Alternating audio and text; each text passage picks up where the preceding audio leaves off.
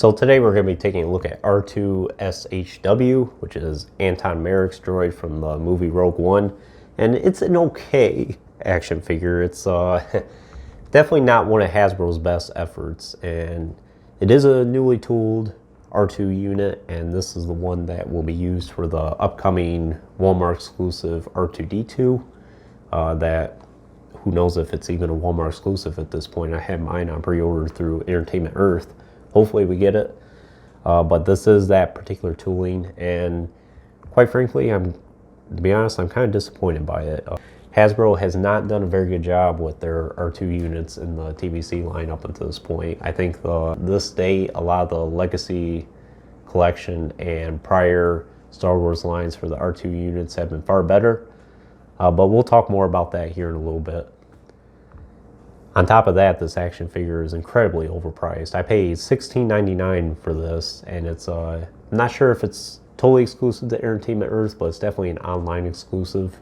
$16.99 for a small astromech at this point. It's extremely ridiculous, especially one that it's not a definitive version of it. Hasbro definitely has a long way to go with their R2 units. But we'll take a look at this package first. So I don't have the Antoc Merrick or his X-Wing. Haven't got around to getting it yet. Will I at some point in the future? Maybe if I saw it deep on clearance for like $30. Yeah, I've actually never even seen this at all. I believe it was exclusive to Target here in the US, and I've never seen it before. I have seen it at Forbidden Planet over in London, one of that, but it was like £100 for it. Totally ridiculous. But personally, to me, the reason why I got this is I'm a big fan of the astromech droids, and I try to collect as many as possible. And despite me being somewhat disappointed by it, it is a very nice look. And as you can see right there, I haven't seen Rogue One enough to recall seeing him in particular, if it's a blink and you miss scene or if he has any action at all in the film. It's a nice yellow background here. This almost looks like a 3D render.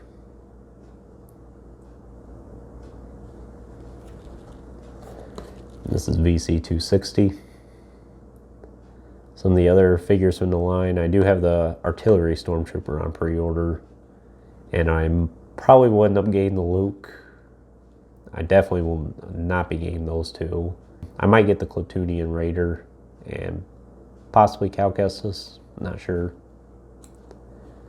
Well, these are the only two that I'm really seeking at this point.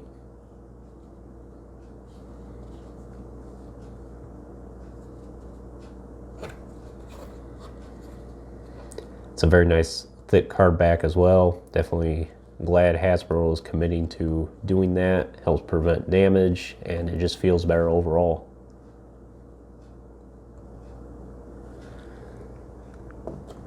So that's the package. So like I said, somewhat disappointed by this, but it is a very nice design. As you can see, the tooling on it is very strange. So unlike prior R2-D2 units where you can just pull the leg out and it's just extra accessory, this one you just push in, but there's a little caveat to that. You push it in and his scope here goes up along with it. At no point can you have the scope down and the leg inside at the same time. It just doesn't happen. It's all part of the same system, as you can see there. To me, that's a very stupid design on Hasbro's part. I don't know what they were thinking when they did that. So basically, you either have to have him, if he's displayed upright, you can take this out, and have his leg like that, but then you have this big hole in his head there, which it doesn't really show up so much on this, but definitely on R2-D2 it will. So I just think that's a very dumb design on Hasbro's part. So probably for me, most of the time I'm just going to have them displayed like this. And on top of that, you can't have them look side to side if you have them like this, because the scope here is limiting. I suppose you could take it out and do that instead, but again, you have a hole in his head there.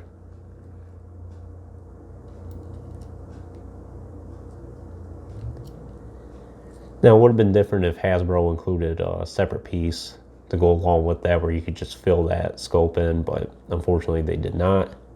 And also he has this hole in the middle of his head there. And it looks like you can see completely through him. So you can see a little bit of red body there. Maybe that's a part for the R2-D2 action figure, not sure.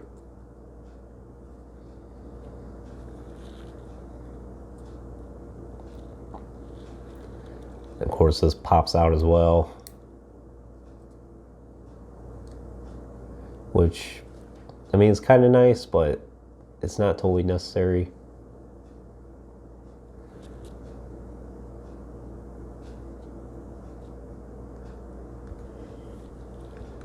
There is nice detailing on that there, but I don't think it's really curved like that. Hasbro probably just did that just so it fits with his body, but not really necessary. But they did do a very nice job on the paint detailing. I like this red.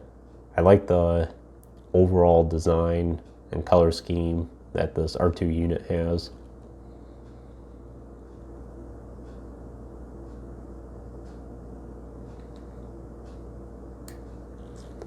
And of course he has the old-fashioned wheels on his legs there.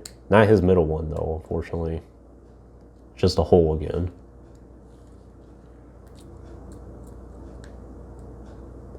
And I'm not sure how this would fit in the Antoc Merrick's X-Wing anyway, with these right here, unless you take them out.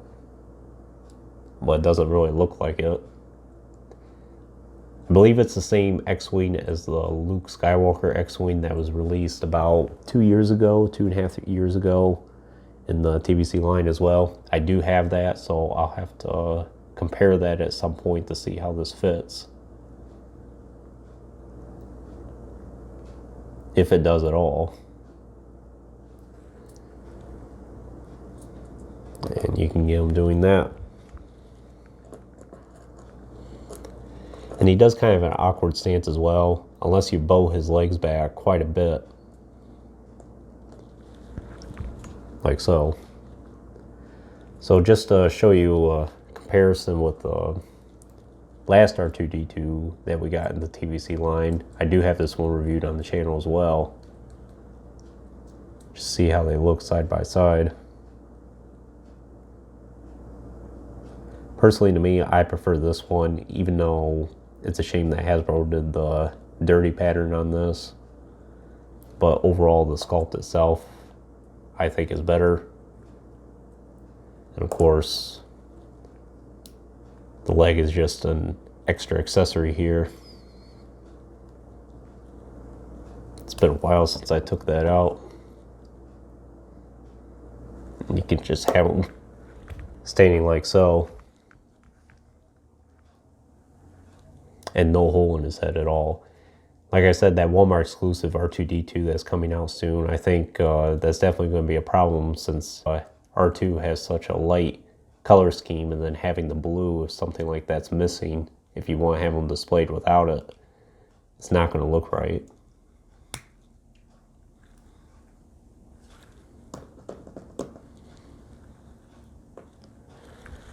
But other than that, that's R2-SHW. What I recommend for your collection, I would only recommend him if you collect the astromech droids and you're insistent about having them all. Otherwise, if you're just a casual collector, it's definitely not necessary, especially for the price point. Almost $20 for this R2 unit, and it's not even that great of an action figure at the end of the day. Of course, if you have the Antoc Merrick X-Wing, or even any X-Wing in general, and you're looking for an astromech droid to fit along with that, you definitely need this. But even if you have Luke's X-Wing or Big's X-Wing or Wedge's, there's definitely far better R2 units that you can have to put with that. So that would be pretty much the only time I would recommend this action figure for you. But other than that, that's really all there is to say. It's just another R2 unit, and Hasbro definitely has a long way to go still to doing the definitive R2 unit. But anyways, that concludes this review. I hope you enjoyed it. Stay tuned for more reviews in the future. There will be plenty more to come. My Instagram linked in the description.